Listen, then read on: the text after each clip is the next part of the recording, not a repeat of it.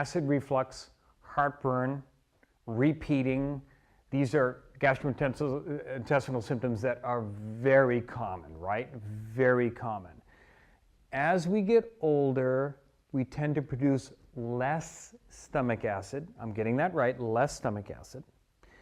That means when we're eating food, the stomach wants to be extremely acidic to, number one, start the breakdown of food materials, breaking down protein in particular, and to kill off any bad bugs, okay? So it ends up being a more sterile environment. So we want a lot of acid in the stomach.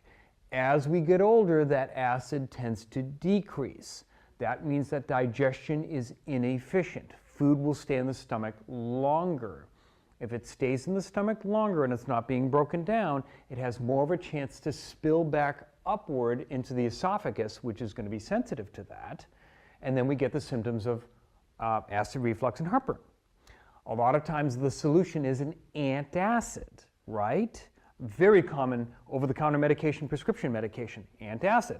And people will tell me, I'm on this antacid, I don't want to be. When I stop it, it gets terrible again and I'm back on it again, okay? So we're dealing with this a lot in my office. Many people, not all, but many people are seeing successes with some simple stuff.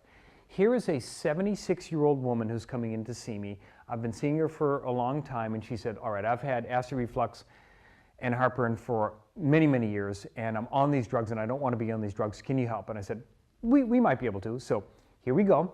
And I said, let's try this. Now, before we do any additional testing, by the way, she had an upper GI study, which just showed a little bit of irritation in the lower esophagus. That was it. So there was no big bad boo-boo that was causing her problem.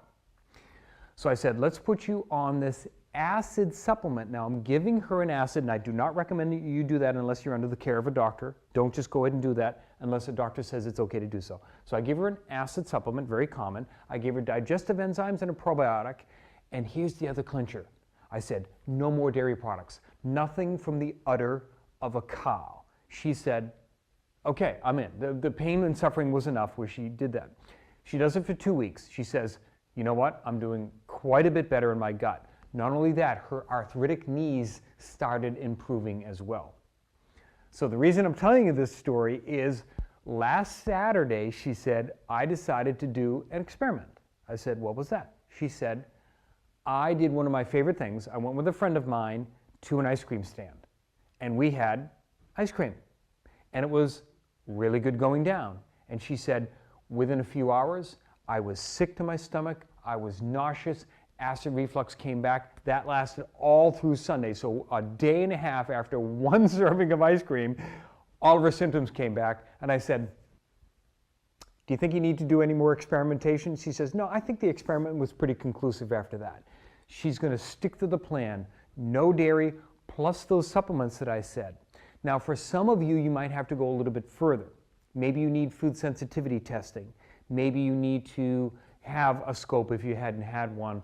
Maybe there has to be other supplements that you need, but usually these things are pretty much something we can figure out. But there's an example of no dairy making a big difference in this woman's life. I'm Dr. Scott Fuller. Please join me again.